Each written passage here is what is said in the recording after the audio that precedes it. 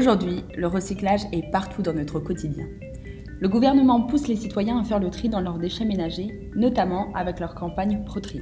Mais une curieuse expérience nous a poussés à nous questionner sur le recyclage. Chez Starbucks, il y a une poubelle séparant le déchet recyclable, tel que leurs gobelets en plastique, et les déchets non recyclables. Mais au final, tout se retrouvait dans un seul et unique bac. La question qui se pose est donc, est-ce que le recyclage du plastique est véritablement fait au Canada ?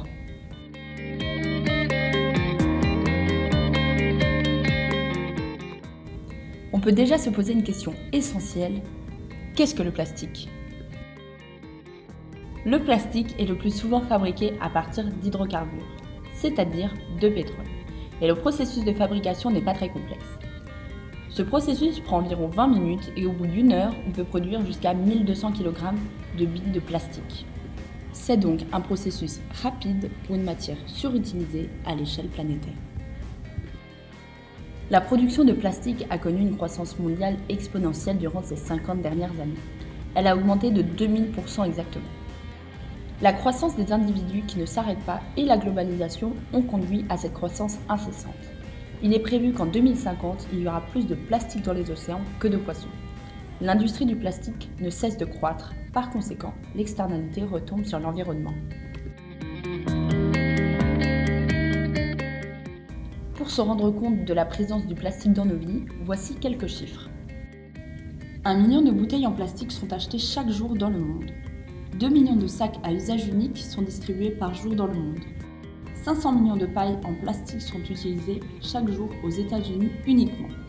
57 millions de pailles sont utilisées quotidiennement au Canada. Ces chiffres sont alarmants, sachant qu'une bouteille plastique met entre 100 et 1000 ans à se décomposer, et de même pour les sachets plastiques. D'après Karen Stoffler, du Conseil national de recherche du Canada, ce ne sont pas des matériaux magiques. Il faut qu'ils soient disposés de la bonne façon. Il faut casser cette perception que, parce que c'est biodégradable ou compostable, ça va disparaître magiquement. Ce n'est pas vrai du tout, cela prend du temps. Même si Québec a octroyé un prêt de 4,6 millions de dollars à Loop Industries, une entreprise qui compte installer une usine de recyclage de plastique des plus sophistiquées à Terrebonne, le recyclage a des limites. En effet, il existe 7 différents types de plastique en fonction de leur composition. Il faut donc retenir que seuls 3 plastiques sont réellement aptes à être recyclés. Le HDPE, polyéthylène haute densité, qui concerne les contenants opaques, rigides et solides, tels que les détergents et les bouteilles de lait. Le PET, polyéthylène ou téréphtalate, pour les contenants transparents, plutôt souples et légers. Le PP, qui signifie polypropylène et s'applique aux contenants et couvercles de certains produits alimentaires, tels que les contenants de margarine et de produits laitiers. Vous l'aurez bien compris, certains types de plastique ne se recyclent pas à l'infini. Cela signifie que votre bouteille d'eau ou vos flacons de produits cosmétiques sont recyclables, mais que les sacs plastiques ou encore pots de yaourt ne le sont pas. De plus, parfois votre bouteille en plastique est recyclable, mais pas le bouchon. Donc si nous résumons le voyage d'un déchet plastique. On commence par sa production rapide et peu chère d'environ 99 $ par tonne produite. Ensuite, il est intégré dans les circuits de distribution et est utilisé par les entreprises pour conditionner leurs produits. Une partie de ce plastique part dans la mauvaise poubelle et ne passe pas par le circuit de recyclage. L'autre partie de ces déchets plastiques sont triés par les consommateurs et industriels. 14% en moyenne des plastiques usagés sont collectés pour être recyclés. Ensuite, ils arrivent dans les centres de recyclage de plastique. Ce type d'équipement nécessite un investissement de près de 10 millions de dollars et auquel il faut ajouter les frais de logistique et maintien. Du fait de ce fort investissement, le recyclage est rare. Cependant, il y a une petite partie qui est recyclée au Canada. Il a été estimé que 9% du plastique était réellement recyclé. Que se passe-t-il pour les déchets qui ne peuvent pas ou ne sont pas recyclés ? Il y a 3 issues. La première étant que les déchets sont enfouis sous terre ou laissés sur des sites. Cela concerne 86% des déchets plastiques au Canada. Le problème de cette alternative sont les conséquences désastreuses pour l'environnement. Il y a une grosse pollution de l'air, de l'eau souterraine et des terres. La deuxième possibilité est qu'ils soient envoyés à l'autre bout de la planète, dans d'autres pays, car l'opération d'envoi est simple. Des conteneurs arrivent d'Asie avec une grande quantité de marchandises, puis les pays comme le Canada profitent de cargos vides pour exporter des conteneurs remplis de déchets, et ce, à des tarifs préférentiels. Cependant, certains pays qui reçoivent les déchets ne se laissent pas faire. Après les Philippines, la Malaisie a annoncé son intention de renvoyer 3000 tonnes de déchets de plastique non recyclables dans des pays développés dont le Canada. Dernière issue étant que certains déchets plastiques sont complètement laissés à l'abandon. Par conséquent, ils finissent dans les océans et sont emportés par les courants marins, se concentrant en 5 zones que l'on appelle des vortex de déchets. Il constitue donc le 7e continent. Un des grands enjeux de cette problématique est que même si on enlève tout le plastique des océans, les microparticules des déchets plastiques qui ont commencé à se dégrader restent dans l'eau, et malgré leur taille, ont de grosses répercussions sur la faune et la flore. De nombreuses entreprises sont responsables de cette surconsommation du plastique, entre autres Starbucks.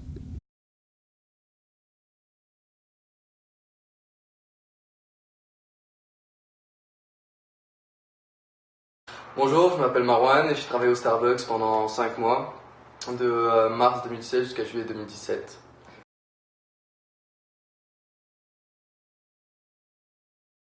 Quand je travaillais, il y avait un truc qui était quand même pris au sérieux par Starbucks, c'était le compostage. Tout le café filtre qu'on utilisait, au lieu de le jeter à la poubelle normalement, on le mettait dans une poubelle spéciale et on le recyclait à la fin.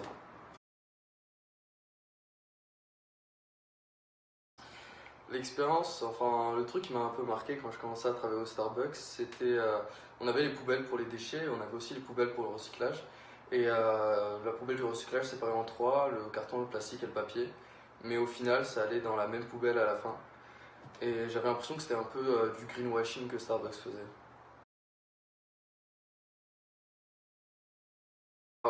En tant que partenaire Starbucks, au bout de 6 mois, l'entreprise nous offrait des actions Starbucks et nous permettait aussi de bénéficier de prêts bourses pour les études et d'assurance médicale.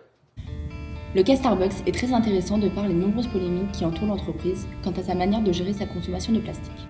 La compagnie a longtemps revendiqué que ses gobelets en carton étaient 100% recyclables. Le problème avec cette affirmation est qu'un composant du gobelet n'était pas pris en compte dans le recyclage, la fine couche de plastique à l'endroit où l'on boit. Il est important de noter que les grandes firmes canadiennes de fast drink, telles que Tim Hortons, Starbucks et McDonald's, sont souvent pointées du doigt pour leur négligence à l'égard de la surutilisation de certains produits plastiques, comme les pailles. Dans le but de faire changer l'utilisation abusive du plastique par l'ancienne, de nombreuses parties prenantes mettent en place des stratégies dissuasives. Parmi les acteurs impliqués, nous avons choisi les organisations non gouvernementales qui abordent diverses stratégies pour faire face à cet enjeu environnemental. World Wildlife Fund apparaît comme un partenaire clé de Starbucks dans ses efforts pour continuer à réduire son empreinte environnementale, a déclaré John Kelly, vice-président directeur des relations publiques et de l'impact social chez Starbucks. WWF lance donc un projet qui a pour but de faciliter les entreprises à recycler leurs produits plastiques. Ce projet, appelé Resource Plastic, tente donc de faire réduire l'utilisation de ce matériau en réorganisant les productions et le recyclage des produits. Mais pour ce faire, les entreprises, ainsi que les gouvernements, doivent collaborer avec le projet émis par WWF, et parmi ses divers collaborateurs, on y retrouve Starbucks. La firme semble bien décidée à faire partie du projet. Elle semble nécessiter une collaboration indispensable pour trouver des solutions évolutives et réellement percutantes grâce à Resource Plastic. Ce comportement partenarial semble porter ses fruits. WWF parvient à impacter Starbucks dans sa manière de traiter les déchets plastiques. L'enseigne semble vouloir intégrer ce projet de son plein gré. L'entreprise adopte donc une démarche clairement proactive.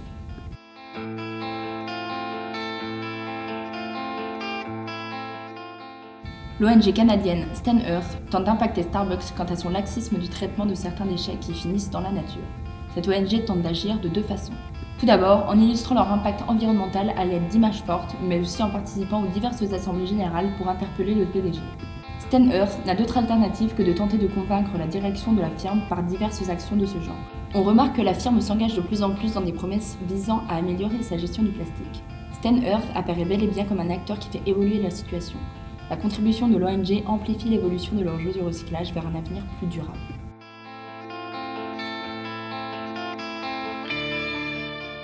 On remarque que certaines ONG, et notamment Greenpeace, regroupent des données qui ont pour but d'informer le public. En réalité, c'est plus qu'une transmission d'informations au public. Greenpeace tente de sensibiliser. Comme on peut le voir à l'écran, le compte-rendu est épuré, clair à la compréhension de tous. On constate très clairement que ces informations ne sont pas destinées à l'entreprise, mais plutôt au public et par conséquent les consommateurs. En dégradant l'image de marque que les clients ont de Starbucks, l'ONG tente de faire changer la consommation plastique du géant des cafés. Indirectement, on peut noter un certain impact sur Starbucks. La firme réagit bel et bien face à cette nouvelle demande, axée vers la réduction du plastique.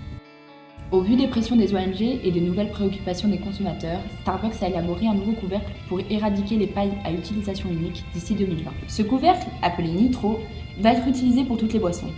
Étant aussi en plastique, il n'élimine pas le problème de la matière, mais néanmoins élimine les pailles qui posent un réel problème pour la faune aquatique. Cependant, la compagnie affirme qu'ils utilisent une forme de plastique qui peut être capturée dans les structures de recyclage, ce qui n'était pas le cas des pailles. Mais comme nous l'avons dit précédemment, une petite partie de plastique est recyclée. Sachant cela, la question qui se pose est: est-ce vraiment une innovation pour réduire le plastique ? Si Starbucks souhaitait réellement améliorer son impact environnemental, utiliser des plastiques qui peuvent être recyclés n'est pas suffisant. La finalité de leur plastique devrait être au cœur de leurs préoccupations et une solution serait d'investir dans une centrale de recyclage. Enfin, on constate donc que Starbucks se fait grandement pointer du doigt de par sa négligence sur le plan environnemental. Les divers comportements des 3 ONG mentionnées le démontrent. Certes, les entreprises ont une grande responsabilité face à l'enjeu du plastique, mais il ne faut pas oublier, les consommateurs peuvent aussi influencer l'industrie du plastique en boycottant et en choisissant des alternatives plus écologiques.